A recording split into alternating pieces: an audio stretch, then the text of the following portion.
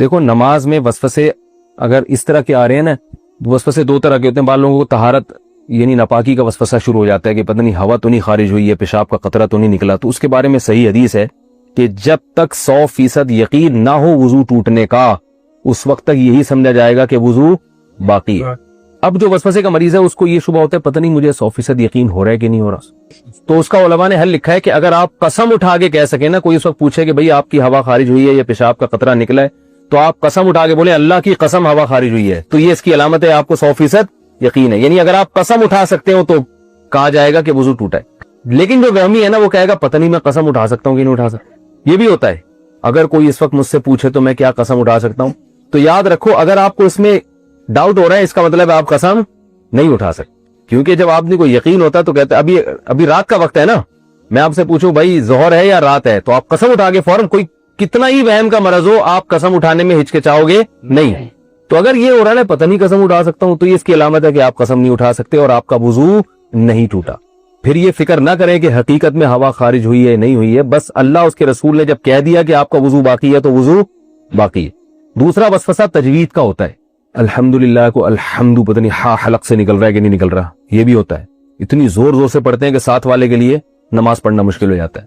تو ایسے وسوسے کے مریض کو چاہیے بس جلدی سے پڑھ لیا کرے. کسی نے بڑا اچھا ملفوظ بھیجا حضرت ڈاکٹر عبدالحی رحمۃ اللہ علیہ کا، کہ ان کے پاس ایک شخص آیا اور کہنے لگا میرے تو سجدے ہی بیکار ہیں، میری تو نماز ہی بیکار ہے، نماز میں دل ہی نہیں لگتا اور وسوسے آتے ہیں، پتہ نہیں کہاں توجہ ہوتی ہے، ایسی نماز کا کیا فائدہ، ایسے سجدوں کا کیا فائدہ.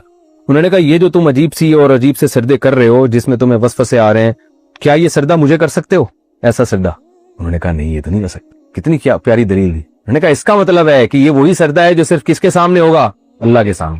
اس کا مطلب یہ قبول ہو رہا ہے، تبھی یہ کسی اور کے سامنے نہیں ہو سکتا. تو وہم کے مریض کو چاہیے بھائی، اسی طرح جن لوگوں کا نماز میں دل نہیں لگتا، خیالات آ رہے ہیں، بھائی ہے تو نماز نا، یہی خیالات والی نماز آپ کسی اور کے سامنے کھڑے ہو کر کبھی نہیں پڑھو گے، یہ اللہ ہی کے لیے. تو یہ اس سے میں نے یہ سنا، مجھے اتنا فائدہ ہوا، میں نے کہا دیکھو یار کتنی حوصلے کی بات کر لی انہوں نے. بھائی ٹوٹی پھوٹی لنگڑی لولی نماز ہے تو اللہ کے لیے نا، باقی ظاہر ہے دن بھر محنت مزدوری کریں گے تو خیالات تو آئیں گے. خیال تو ایسی چیز ہے جتنا بغاؤ اور آئے گا. وہ لطیفہ سنا ہے کتے والا؟ وہ ایک پیر صاحب نے کسی کو، جعلی پیر تھے نا تو یہ تعویذ گنڈوں کا کام بہت کرتے ہیں، تو انہوں نے کسی کو تعویذ دیا اور 50-60 ہزار روپے اس تعویذ کی قیمت لی. اس دیہاتی کو کہا کہ یہ تعویذ ہے 50-60 ہزار روپے کا ہے، اور اب ان کو پتا تھا اثر ورثہ تو کچھ ہوگا نہیں تو پیسے یہ مانگنے آ جائے گا. تو انہوں نے اس گنوار کو، دیہاتی کو کہا یہ تعویذ جب اثر کرے گا جب گھر میں جب تم داخل ہونا اس تعویذ کو لے کے، تو کالے کتے کا تصور دماغ میں نہیں ہونا چاہیے. اب آپ بتاؤ کون گھر میں داخل ہوتا ہے تو کالے کتے کا تصور ہوتا ہے؟ کسی کے بھی نہیں ہوتا. انہوں نے بولا جب گھر میں آؤ گے تو کالا کتا نہیں ہونا چاہیے. اب وہ کہہ رہے یار 50 ہزار روپے خرچ ہو گئے اور اگر کالا کتا دماغ میں آ گیا تو سارا تعویذ ضائع. اب وہ بار بار کہہ رہے یار یہ کالا کتا نکلے کسی طریقے سے، چھٹک رہا ہے یوں کر کے کالا کتا. وہ جتنا نکالو گے اتنا ہی دماغ میں آ رہا ہے. اب گھر کی دہلیز پہ پہنچ گیا تو یوں کر کے کتا نکال رہا ہے اور آ بھی کالا ہی رہا ہے. ذرا کم وقت ایک تو آ بھی کتا رہا ہے اور اوپر سے کالا ہی آ رہا ہے. بھائی 3 دن تک یہ کرتا رہا ہے، گھر میں داخل ہی نہیں ہو رہا، بچوں کو باہر نکال دیا، کھانا ادھر ہی دو مجھے، جب کتا نکلے گا تو گھر میں داخل ہوں گا میں. لیکن کتے نے تو اور گھسنا تھا. بالآخر یہی ہوا کہ گھر میں گیا تو ذہن میں کتا تھا. بعد میں آیا وہ اپنے جعلی پیر سے کہنے لگا یہ اثر ہی نہیں ہو رہا ہے. میں دیکھا مجھے تو پتہ چل جاتا ہے تمہارے ذہن میں کتا تھا، اور عقیدت ہوگی کہ ایک تو ان کو پتہ بھی چل گیا. تو وسوسہ ایسی چیز ہے جتنا نکالو گے اتنا ہی آئے گا. اس لیے حکیم الامہ حضرت مولانا اشرف علی تھانوی رحمہ اللہ نے لکھا ہے کہ وسوسے کا حل یہ ہے کہ نہ نکالو نہ خود سے سوچو. جو خود سے آ رہا ہے آنے دو. اللہ جب اسی وسوسے کے ساتھ نماز قبول کر رہا ہے تو ٹھیک ہے. اور وضو کے بارے میں سوچو ہی نہیں، 3 دفعہ منہ دھو، اس کے بعد سوچو ہی نہیں یہاں سے خوش یہاں سے خوش. وہمی کے مریض ہیں ان کا کبھی بھی وضو نہیں ہو سکتا. ان کو آپ تالاب میں ڈبو کے نکالیں گے نا 6 دفعہ پھر بھی نہیں ہوگا ان کا وضو. تو یہ بہت بڑی بیماری ہے. اس لیے جو ہے یہ وہم ایسی بیماری ہے کہ ڈاکٹروں، جو نفسیاتی ڈاکٹر ہوتے ہیں نا، ان کو بھی بیماری ہو جاتی ہے. یہ وہمیوں کا علاج کرتے کرتے جو سائیکیٹرک ہوتے ہیں نا، یہ بھی ہوائی بات نہیں ہے، یہ بھی تحقیق کے بعد بتا رہا ہوں کہ یہ جو سائیکیٹرک ہوتے ہیں نا، جو نفسیاتی علاج کرتے ہیں، کچھ دنوں کے بعد ان کو اپنا علاج بھی کروانا پڑتا ہے. یہ حقیقت ہے. آپ کسی ڈاکٹر سے پوچھ لیں، کسی اپنے سے بڑے ڈاکٹر کے بعد بیٹھے ہوں گے مجھے یہ ہو رہا ہے، ٹھیک ہے نا، کیونکہ ہر وقت ان کے پاس ایسے مریض آ رہے ہیں جو الٹی باتیں کر رہے ہیں، تو تھوڑے دن میں یہ بھی الٹا سوچنا شروع ہو جاتا ہے. کوئی نارمل بندہ ہی نہیں آتا ان کے پاس. تبھی میں وہمیوں سے بہت ڈرتا ہوں. کسی کو طلاق کا وہم ہو گیا، کسی کو جناب طہارت کا وہم ہو گیا، تو زیادہ فون آتے ہیں، پھر میں اس کو وہمیوں کی لسٹ میں ڈالتا ہوں. میں کہ بھائی تو پاگل ہے، ہم کو تو نہیں پاگل بنانا. تو ہم بھی یہی سوچنا آنا شروع کر دیں 2-4 دفعہ اب نہیں بتاؤں گا مسئلہ. تو وہ کیا ہوا تھا, وہ اسی طرح ایک بندہ کیا, اس کو وہم ہو گیا تھا کہ میں بندر ہوں. تو وہ ڈاکٹر صاحب کے پاس گیا, ڈاکٹر صاحب مجھے وہم ہے کہ میں بندر ہوں. ڈاکٹر نے کہا پنکھے سے نیچے اتر کے تو بات کروں گا نا بھائی میں. تو وہ ایک اور ہے نا کہ ایک ڈاکٹر ایک تھا ایک آدمی, اس کو 1 کے 2 نظر آتے تھے. ڈاکٹر کے پاس گیا کہ مجھے 1 کے 2 نظر آتے ہیں, کوئی علاج بتائیں. ڈاکٹر نے کہا آپ تینوں کو یہ بیماری ہے کہ آپ تینوں آدمی کو یہ بیماری. تو بعض دفعہ ڈاکٹر خود اس میں مبتلا ہوتا ہے. تو وہم کا علاج خود ہی کر سکتے ہیں بھائی. وہ کیا ہے کہ وہم کو لفٹ نہ کرائیں. انسان کے اندر ایک فالٹ ہے جس کو میں اپنی زبان میں کہتا ہوں مینوفیکچرنگ فالٹ ہے. یہ جب پیدا ہوا تو اس کے اندر یہ فالٹ موجود تھا. وہ فالٹ کیا ہے؟ ان الانسان خلق ہلوعا اذا مسہ الشر جزوعا. جلد باز ہے, تھوڑی سی ٹینشن پہ بے صبرا ہو جاتا ہے, آپے سے باہر ہو جاتا ہے, صبر نہیں ہو پاتا اس. تو اللہ نے, یہ تو میں کئی بار بیان کر چکا ہوں نا, بے صبری کی مختلف مثالیں.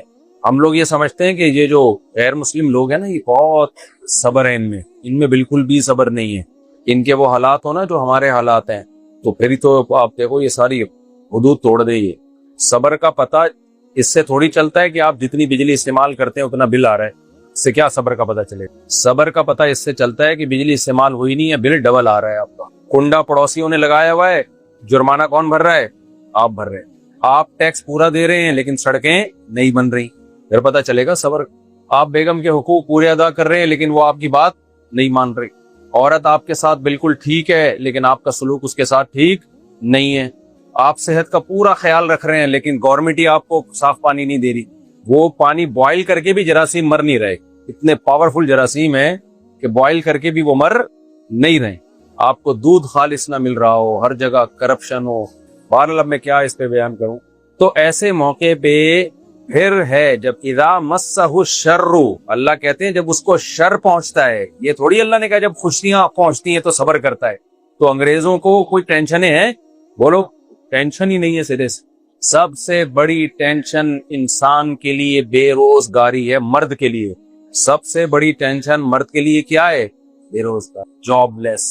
گوروں میں یہ بھی ٹینشن نہیں. جاب لیس کے زیادہ مزے ہوتے ہیں. تبھی پاکستانی وہاں جا کے شو ہی نہیں کرتے کہ ہماری جاب ہے, چھپ چھپ کے جاب کر رہے ہوتے ہیں. کیونکہ اگر انہوں نے بتا دیا ہماری جاب ہے تو جو بینیفٹس ہمیں مل رہے ہیں وہ ہمیں نہیں ملیں. سمجھتے ہو کہ نہیں سمجھتے؟ تو اذا مسہ الشر جزوعا, اللہ فرماتے ہیں انسان جلد باز ہے جب اسے کوئی مصیبت پہنچتی ہے آپے سے باہر. دیکھو میں بار بار ڈپریشن پہ, اسٹریس پہ بیان کیوں کرتا ہوں؟ آپ بھی کہو کہ یار مفتی صاحب یہ آپ کا ٹاپک نہیں ہے, یہ تو ڈاکٹروں کا ٹاپک ہے یار. اس کے لیے جاتے ہیں نا لوگ, بنتے ہیں نا, کیا خیال ہے, وہ ڈاکٹر بنتے ہیں, نفسیاتی ڈاکٹر کو سائیکیٹرسٹ بنتے ہیں, سائیکولوجسٹ بنتے ہیں. یہ آپ کا ٹاپک تھوڑی ہے. اگر آپ نے اسی ٹاپک کو بار بار چھیڑنا ہے تو آپ بھی کوئی ڈگری شگری لے لو. کیا خیال ہے کہ آپ کیوں ہر دوا بیان میں بیٹھ کے یہ بہت زیادہ ہوتا ہے. میرے بیان 3 موضوعات پر بہت ہوتے ہیں. سب سے زیادہ حاملوں کے خلاف, جو خواتین کے بنیان سون کے بتاتے ہیں کہ اس پہ جن ہے یا چڑیل. اور آج کل وہ عامل میرے خلاف بہت زیادہ ہوئے ہیں, تو کفر کے فتوے لگا رہے ہیں. ایک عامل ہے ہر ہفتے میرے خلاف جمعے میں بیان کر رہا ہے یہ کافر ہے, اس کے پیچھے نماز جائز نہیں ہے. تو مجھے لوگ کہتے ہیں آپ اس کا نام لے کے بتائیں کہ یہ غلط کر رہا ہے. نام لینے کی ضرورت نہیں ہے کیونکہ وہ بنیان سونگ کے عورتوں کو بتاتا ہے کہ تم پہ جن ہے یا چڑیل ہے. تو جس بیچاروں کا یہ اسٹیٹس ہو, جس کا یہ اسٹیٹس ہو, اور لوگ اپنی عورتوں کے بنیان ان کو لے جا کے سنگھا رہے ہوں, تو اس کے فتوے کی کیا ویلیو ہے؟ اور جو مفتی ہوتا ہے اس کے فتوے کی ویلیو ہوتی ہے نا. بنیان سونگنے والے مفتی تھوڑی ہوتے ہیں بھائی. دھوبی بھی نا بنیان نہیں سونگے گا. آپ کسی دھوبی کو دو نا بنیان, دو سونگ کے دیکھو کتنا گندا ہے, وہ کہے گا کیوں سونگوں میں تیرا بنیان, اپنی بدبو مجھے کیوں سنگھا رہا ہے. اور یہ عامل جو مفتی کہلاتے ہیں یہ بنیان اور پجامے سونگ رہے ہوتے ہیں. تو سونگنے والوں پر بھی لعنت اور جو سنگانے والے ہیں ان پر بھی لعنت. وہ اگر میرے خلاف فتویٰ دیں کہ یہ کافر ہو گیا, ایک ہے عامل بہت آج کل میرے خلاف بہت اچھل رہا ہے, تو مجھے کہہ رہے ہیں ہر جمعے میں آپ کے خلاف نام لے کے بولتا ہے یہ کافر ہے, اس کا نکاح دوبارہ ہوگا. کیوں, میں 4 دفعہ کر چکا ہوں. میں آسان ہے کیونکہ تجدید نکاح میں دوبارہ مہر بھی ہوتا ہے, پھر پیسے بھجوا دے, میں احتیاطاً کر لیتا ہوں. تو فری پھوکٹ میں مشورے دیے جا رہا ہے کہ اس کا نکاح بھی دوبارہ ہوگا اور جو ہے اس کے پیچھے نماز بھی جائز نہیں ہے. کل بھی مجھے کسی نے بتایا بھائی ہر ہفتے آپ کے خلاف بیان کر رہے ہیں اور ہم بھی سن کے آئے, ہم بھی آپ کچھ لگام دیں. میں نے کہا کیا لگام؟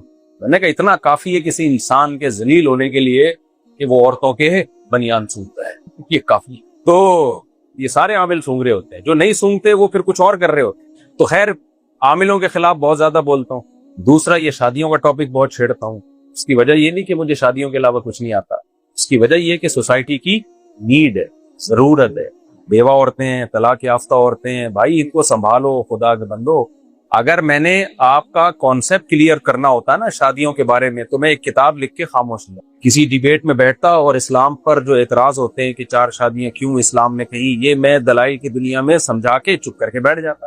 میں نے جو کتاب لکھی نا اس کے شروع میں نے لکھا ہے کہ یہ کتاب یہ سمجھانے کے لیے نہیں ہے کہ 4 شادیاں کیوں ضروری ہیں, یہ کتاب لوگوں کو ابھارنے کے لیے ہے کہ کرو.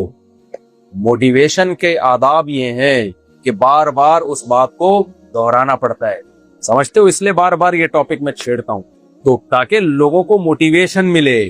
دیکھو یہ بتانے کے لیے کہ نماز فرض ہے, قرآن میں ایک دفعہ آنا کافی تھا یا نہیں تھا؟ کیا خیال ہے بھائی؟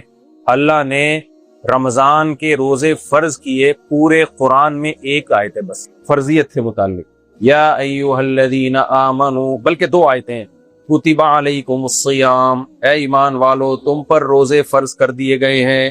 اور آگے اللہ نے فرمایا فمن شہید منکم الشہر, کب فرض کیے گئے ہیں؟ ایسا نہ ہو کہ لوگ اپنی طرف سے کوئی شوال میں فرض کر رہا ہے, کوئی ربیع الاول میں فرض کر رہا ہے.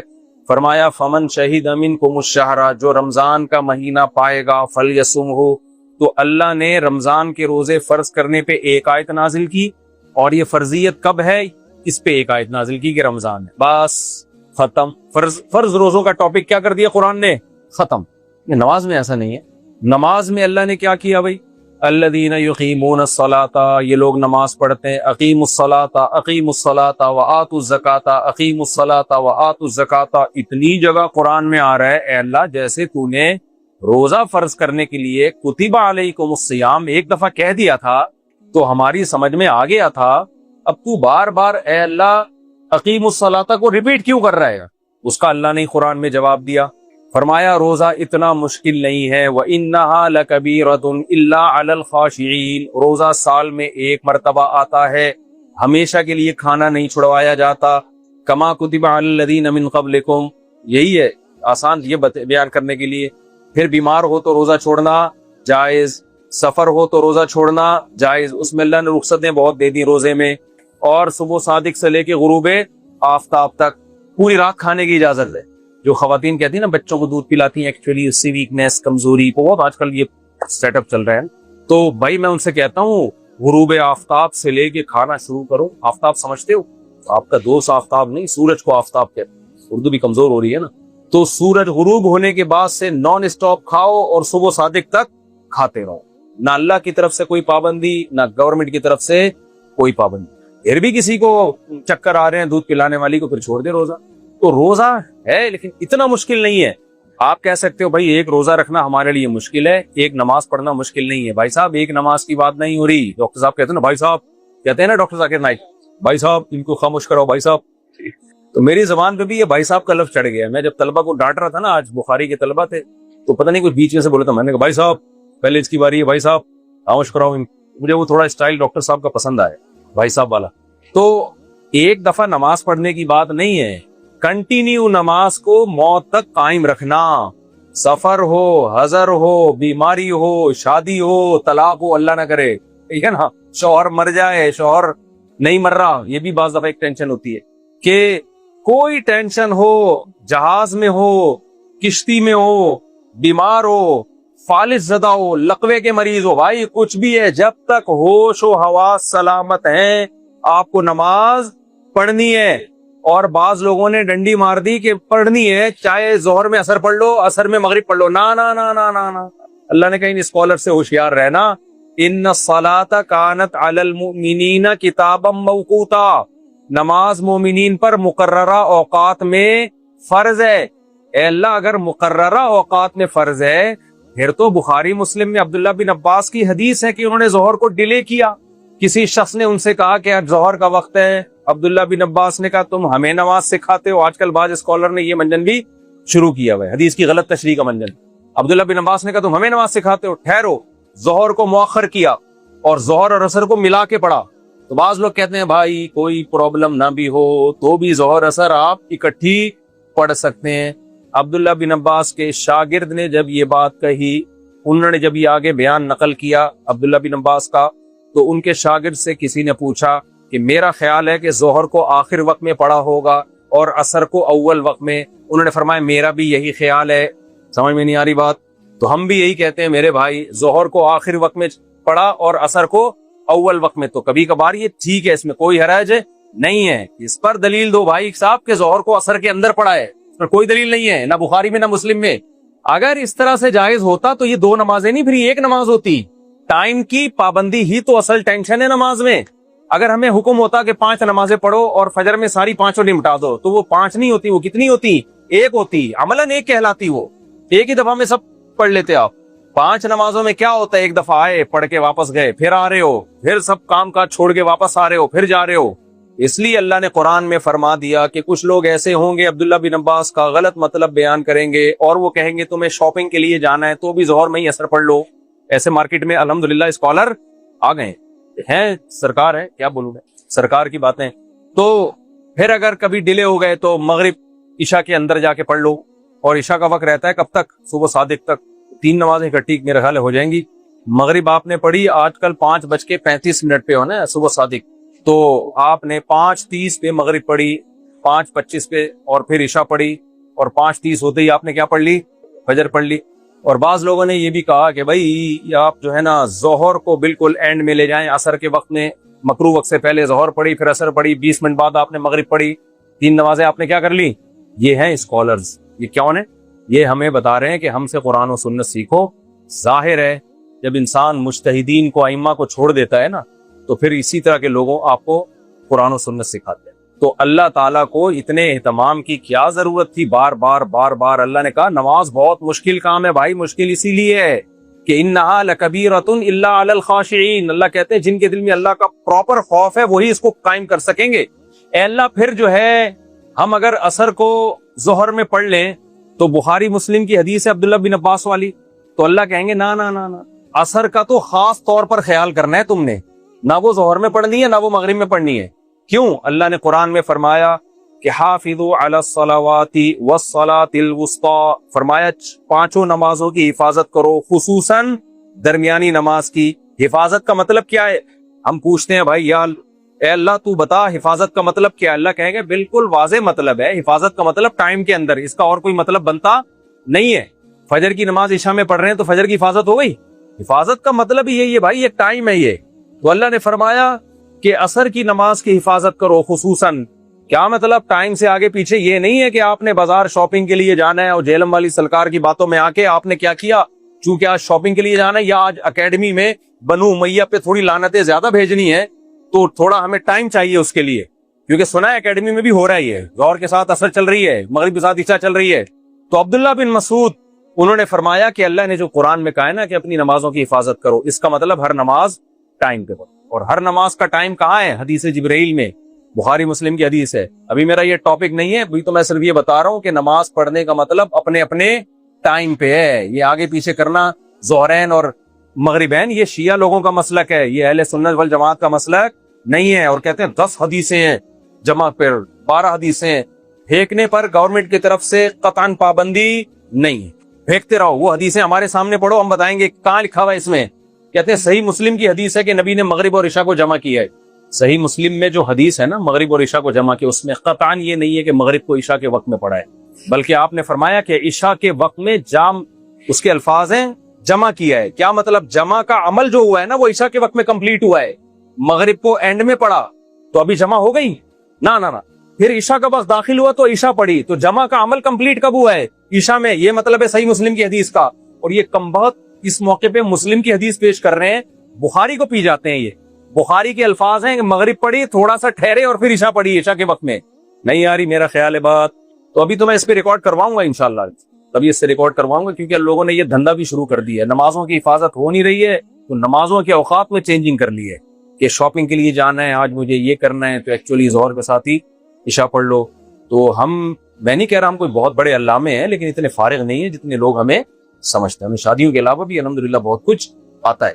خیر, تو کیا بات کر رہا تھا میں؟ ایک بنیان سونگنے والوں کی کا مذاق اڑانا, جن چڑیل بھوت بگانے والوں کا ریکارڈ لگانا.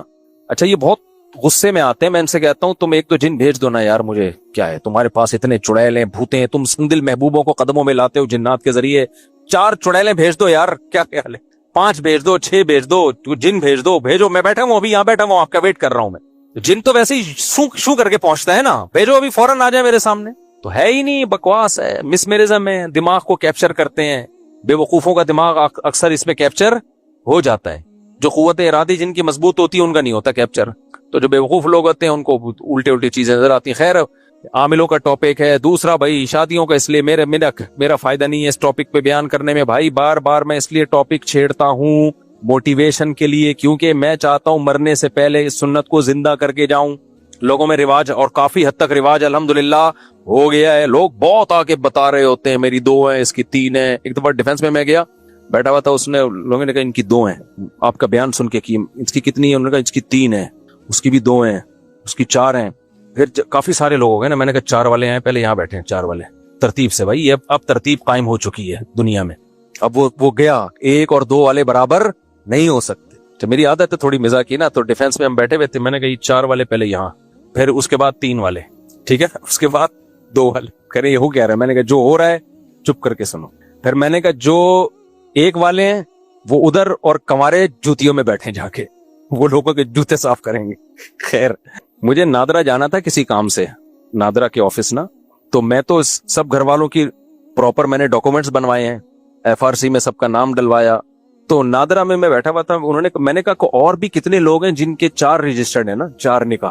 कहते हैं रेयर, बहुत ही रेयर केस है, शायद कोई हजारों में कोई एक हो, यानी जिनके 4। मैंने कहा क्या मतलब, ऐसे लोग ही नहीं है जिन्होंने 4 की हुई। कह रहे हैं मगर FRC में नाम नहीं डालते उनका। कह रहे हैं 4 वाले भी हैं, लेकिन कमबख्त डॉक्यूमेंट्स नहीं बनाते। कह रहे हमारे पास आके बता रहे होते हैं उसके मैरिज सर्टिफिकेट बना दो, उस वाली को पता न चले, समझ रहे हो, इसका अलग बना दो, इन दोनों को पता न चले। अब खवातीन डर जाएंगी हमारे मियाँ ने पता नहीं शायद ऐसे ही न की हुई हो।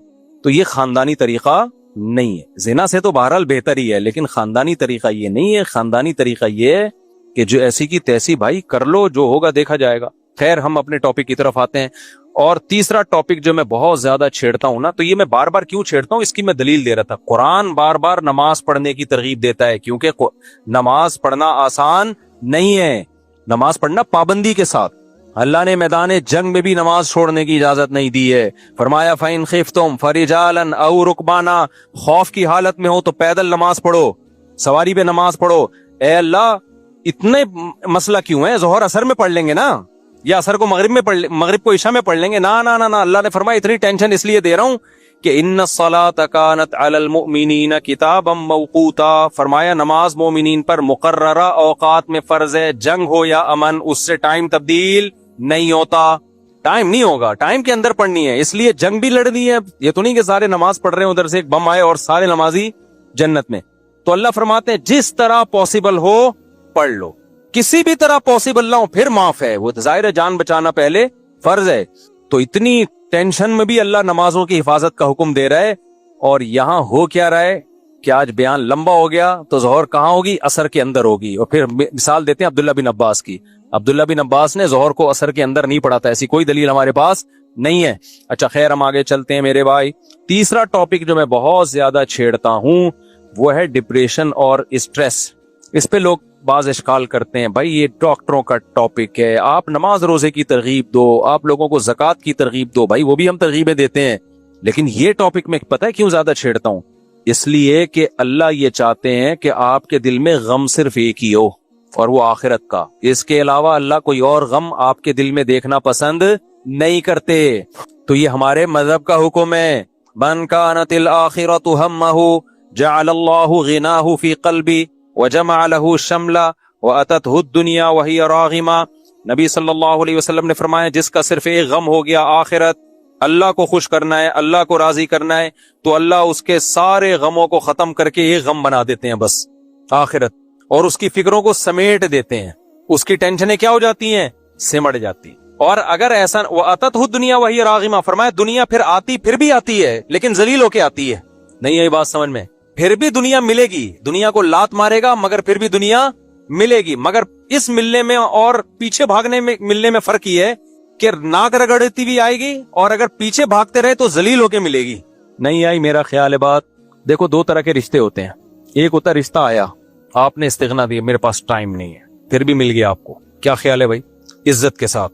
اور ایک ہوتا ہے پکڑے گئے گھنٹی بجاتے ہوئے, موبائل خط پارسل کرتے ہوئے, پٹے. یہ بھی ہو گیا, لیکن کیسے ہوا, ذلیل ہو کے ہوا نا. ایک جاب ہوتی ہے, کمپنی آپ کو بلاتی ہے, سر آپ ہمارے معیار پہ پورا اترتے ہیں, آپ کے ہم نے ڈاکومنٹس دیکھے ہیں بہترین, آپ کہتے ہو بھائی یہ تنخواہ مجھے پسند نہیں ہے, نہیں سر آپ جو تنخواہ بولیں گے ہم آپ کو وہ دیں گے. اس میں آپ کی عزت ہوگی نا, کیا خیال ہے بھائی. بات بات پہ آپ بولو گے بھائی تم نے رکھا ہے, ہم نے تھوڑی رکھا ہے, ہم نے تھوڑی کہا تھا, آپ نے خود رکھا ہے ہم کو.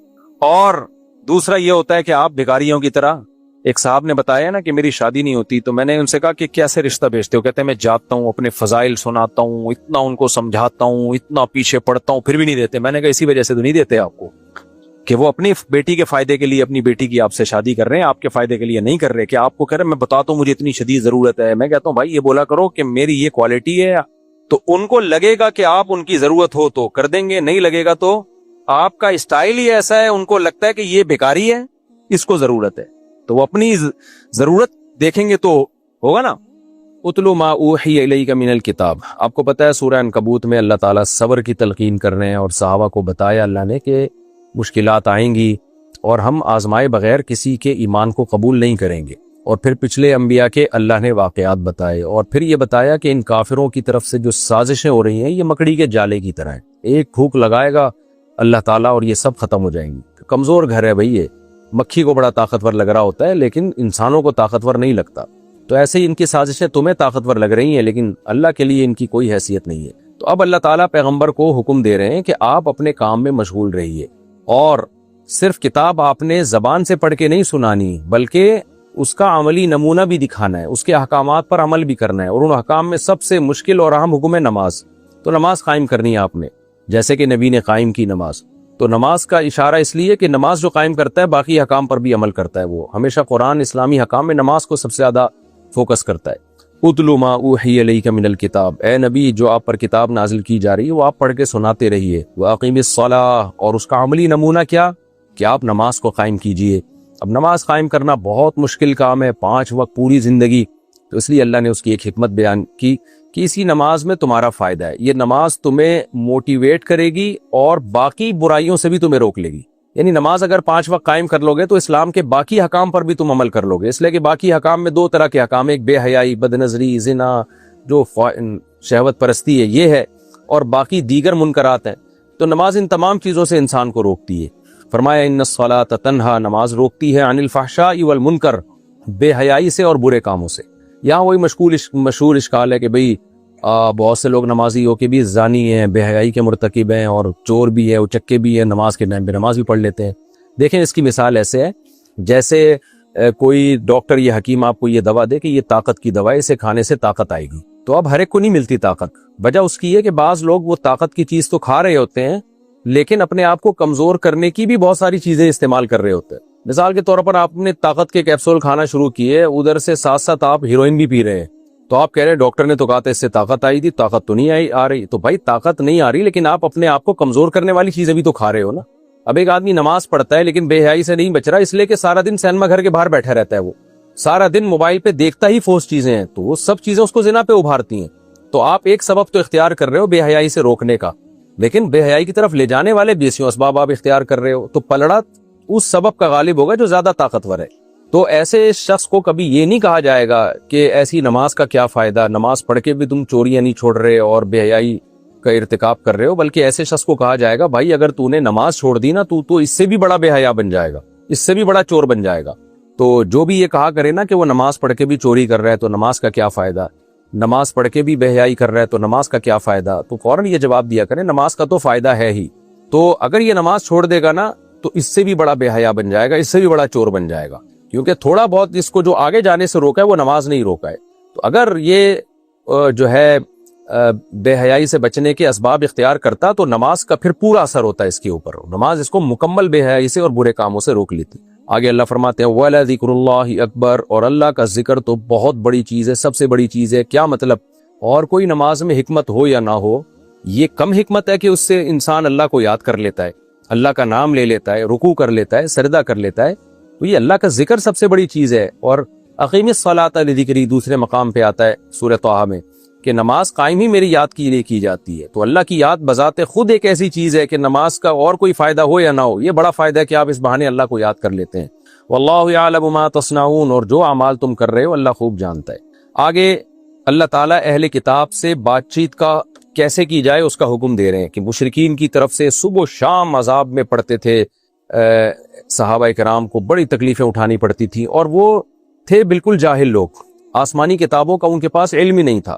تو ہو سکتا تھا کہ صحابہ کرام ان پر اہل کتاب کو بھی قیاس کر لیں کہ بھئی ان سے بھی ہم نے جو ہے ایسا ہی بیہیویئر رکھنا ہے جیسا مشرکین سے. تو اللہ نے کہا کہ نہ، اہل کتاب چونکہ پہلے پیغمبروں پر ایمان رکھتے ہیں، آسمانی کتابوں میں نبی کی بشارتیں دیکھ چکے ہیں، تو ان سے اصل حکم یہی ہے کہ علمی انداز میں بات کرنی ہے. تم ان کو بتانا ہے کہ ہم میں اور مشرکین میں بہت فرق ہے، لیکن ہم میں اور تم میں زیادہ فرق نہیں ہے. تم بھی بت پرستی کے خلاف، ہم بھی بت پرستی کے خلاف. تم بھی جنت جہنم کو مانتے ہو، ہم بھی مانتے ہیں. مشرکین مکہ میں سے بہت سے تو ایسے تھے جو جنت جہنم کو ہی نہیں مانتے تھے، آخرت کو مانتے ہی نہیں تھے، اور بہت سے ایسے تھے جو مشرک نہیں تھے بلکہ ملحد تھے، خدا کے منکر تھے. تو اہل کتاب تو آدم علیہ السلام کو بھی مانتے ہیں، ابراہیم علیہ السلام کو بھی مانتے ہیں، آسمانی کتابوں کے سلسلے کو بھی مانتے ہیں، یہودی موسیٰ علیہ السلام کو بھی مانتے ہیں، وہی واقعات جو قرآن بیان کر رہے ہیں ان کو یہودی بھی مانتے ہیں، عیسائی حضرت عیسیٰ کو مانتے ہیں، ان کے معجزوں کو بھی مانتے ہیں، انجیل کو بھی مانتے ہیں، اور نماز کو بھی مانتے ہیں، روزے کو بھی مانتے ہیں، زکوٰۃ کو بھی مانتے ہیں، ماں باپ کے ساتھ حسن سلوک کو بھی مانتے ہیں. سود تمام تینوں مذاہب میں حرام ہے، زنا سب مذاہب میں حرام ہے، اور جھوٹ بولنا، امانتوں میں خیانت کرنا، خیانت کا برا سمجھنا، یہ ساری چیزیں سب مذہبوں میں کامن ہے. جہاد ان کے ہاں بھی مشروع تھا، ہمارے ہاں بھی مشروع ہے. تو اس لیے اہل کتاب کے ساتھ بحث کا وہ انداز نہیں ہونا چاہیے جو مشرکین کے ساتھ. ان میں بہت سے منصف مزاج ایسے ہیں کہ ان سے اگر علمی انداز میں بات ہو اور ان کو بتایا جائے بھی ہمارے تمہارے درمیان زیادہ فرق نہیں ہے، بہت ساری چیزیں کامن ہے، تھوڑا سا فرق ہے، وہ بھی حقیقت میں نہیں ہے. اس لیے نہیں ہے کہ توحید کے مسئلے پر ہم اور تمہارا اختلاف ہے. تم عیسیٰ کو اللہ کا بیٹا کہتے ہو، ہم کہتے ہیں وہ اللہ کے بیٹے نہیں پیغمبر ہیں. تو یہ بھی حقیقت میں فرق نہیں ہے، اس لیے کہ ہمارا اور تمہارا الہ تمہاری کتابوں سے پتہ چلتا ہے ایک اللہ ہی ہے. تو ہم تمہیں کہہ رہے ہیں اپنی کتابوں سے توحید کا عقیدہ پڑھ لو. تمہاری کتابوں میں لکھا ہے کہ عیسیٰ اللہ کے بیٹے، اس معنی میں جس معنی میں تم لیتے ہو اس معنی میں اللہ کے بیٹے نہیں ہیں عیسیٰ علیہ السلام. تو یہ مضمون تمہاری کتابوں، تو ہم تمہاری کتابوں کے مخالف نہیں ہیں، ہم تمہاری کتابوں کے حامی ہیں. اصل میں تم اپنی کتابوں کے مخالف ہو، تم نہیں مانتے اپنی کتابوں کو. یہ بالکل ایسے جیسے کوئی کسی کو بزرگ مانتا ہو. یا اور آسان مثال ہے، جیسے ہمارے حنفیوں میں بہت سے لوگ ایسے ہیں جو بدعتوں کو لا رہے ہیں اور کہتے ہیں کہ بھئی ایک طرف کہتے ہیں امام ابو حنیفہ کے فالوورز ہیں اور ایسی ایسی بدعتیں لا کے فقہ حنفی میں شامل کر لیں. تو ہم ان کو کیا کہتے ہیں؟ بھائی جو تم جن کا نام لیتے ہو کہتے ہیں ہم ان کو فالو کرتے ہیں، وہ خود ان بدعتوں کے خلاف تھے. یا آج جو ایک تصور ہے بدعتیوں میں بزرگوں کا کہ بھئی داتا دربار کے مزار پہ جانا اور فلانے کے مزار پہ جانا، ہم کہتے ہیں بھائی یہ جو بزرگان دین تھے یہ خود مزاروں کے خلاف تھے. تو اگر تم ان کو فالو کرتے ہو تو ہم بھی ان کو فالو کرتے ہیں. تو فالو کرنے کا طریقہ یہ ہے کہ مزاروں پہ مت جاؤ تم، یعنی عبادت کے لیے، طواف کے لیے، یا وہاں دھمال کے لیے، یا وہاں میلے ٹھیلے لگانے کے لیے مت جاؤ وہاں پر. تو یہی انداز اللہ تعالیٰ اختیار کرتے ہیں کہ اہل علم سے تم اس طرح سے بات کرو. وہ کیا ہے؟ وَلَا تُجَادِلُوا أَهْلَ الْكِتَابِ، اہل کتاب سے بحث مت کرو، إِلَّا بِالَّتِي، مگر اس طریقے کے ساتھ ہی احسن جو سب سے زیادہ بہتر ہو. یعنی جتنے بھی غیر مسلموں سے جب تمہیں ڈیبیٹ ہو تو ان میں سب سے زیادہ شائستہ انداز بات چیت کا یہود و نصارہ کے ساتھ ہونا چاہیے. إِلَّا الَّذِينَ ظَلَمُوا مِنْهُمْ، ان میں جو ظالم ہیں، ہٹ درم ہیں، ضدی ہیں. تو پھر ظاہر ہے جزاء سیئۃ سیئۃ بمثلھا. قرآن میں ایک اور قاعدہ بیان کیا، جو برائی کا بدلہ اسی قدر برائی ہے. یعنی تم سے بدتمیزی پیش آتا ہے اور طنز طانے کرتا ہے تو جواب میں تم بھی اسی قدر اسی انداز سے جواب دے سکتے ہو. جیسے اس کی مثال ہے حضرت حسان ابن ثابت. جب مشرکین نبی کی حجف کیا کرتے تھے تو حضرت حسان بن ثابت مشرکین کی حجف کرتے تھے. جیسے کوئی غیر مسلم آپ کو آ کے جو ہے نا گالیاں دے رہا ہو، بے غیرتی کی باتیں کر رہا ہو، تو آپ کیا کہیں گے اس کو؟ جواب میں غصے میں آ کے آپ کہیں گے یار ہمیں بے غیرتی کی تم تعلیمات دے رہے ہو، تم اپنے یہاں تو غیرت کا نظام دیکھو، تمہارے یہاں تو کچھ غیرت ہی نہیں ہے. اس بات سے اس کو غصہ تو آئے گا، لیکن آپ ایسی بات میں مجبور ہو. تو اصل حکم یہاں بھی یہی ہے کہ صبر کیا جائے، لیکن اگر کوئی برائی کا بدلہ اسی قدر برائی سے دیتا ہے تو پھر اللہ نے اس کی اجازت دی. تو اللہ نے فرمایا اہل کتاب میں جو ہٹ دھرم ضدی ہیں تو ان کا معاملہ تو الگ ہے، لیکن عام جو اہل کتاب ہیں ان سے تم نے بہت ہی اچھے انداز سے بحث کرنی ہے. وہ اچھا انداز کیا ہے آگے اللہ نے بیان کر دیا. یہ ایسے ہی جیسے سورہ آل عمران میں ہے کہ تعالوا الی کلمۃ سواء بیننا وبینکم، آؤ ایسی بات کی طرف جو ہمارے تو ہمارے درمیان مشترک ہے۔ تو کیا بات ہے؟ قولوا آمنا بالذی انزل الینا، آپ کہہ دو بھائی ہم اس کتاب پر ایمان لائے جو ہماری طرف نازل کی گئی، وانزل الیکم، اور جو تمہاری طرف نازل کی گئی۔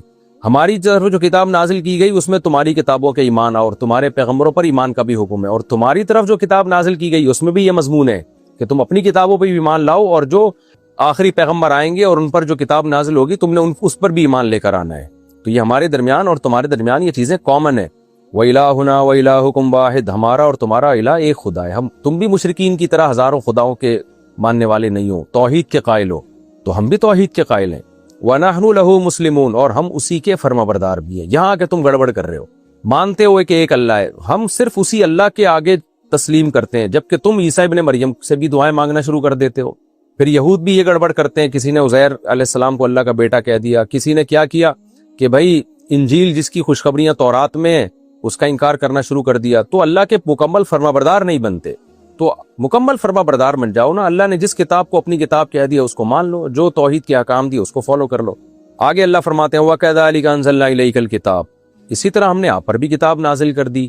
یعنی یہ جو یہود و نصارہ بار بار کہہ رہے ہیں محمد صلی اللہ علیہ وسلم کو کتاب کیسے مل گئی، تو بھائی تم نے، یہ کوئی اچھمبے کی بات تو نہیں ہے نا۔ موسیٰ کو کتاب مل سکتی ہے، عیسیٰ کو کتاب مل سکتی ہے، وہ پیغمبر بن کے آ سکتے ہیں، داؤد پیغمبر بن کے آ سکتے ہیں، سلیمان پیغمبر بن کے آ سکتے ہیں، جن کو تم سب مانتے ہو۔ تو اس میں کیا اچھمبے کی بات ہے کہ محمد صلی اللہ علیہ وسلم پیغمبر بن کے آ گئے؟ ہاں یہ الگ بات ہے کہ اگر تمہارا ختم نبوت کا دعویٰ ہوتا پھر یہ اچھمبے کی بات ہوتی۔ تو یہود و نصارہ کا تو یہ دعویٰ ہی نہیں تھا کہ عیسیٰ علیہ السلام یا موسیٰ علیہ السلام آخری نبی ہیں۔ یہی وجہ ہے کہ دیکھیں جب نبی صلی اللہ علیہ وسلم نے نبوت کا دعویٰ کیا نا، کسی یہودی عیسائی نے یہ نہیں کہا کہ عیسیٰ آخری نبی تھے، اب کوئی نبی نہیں آ سکتا۔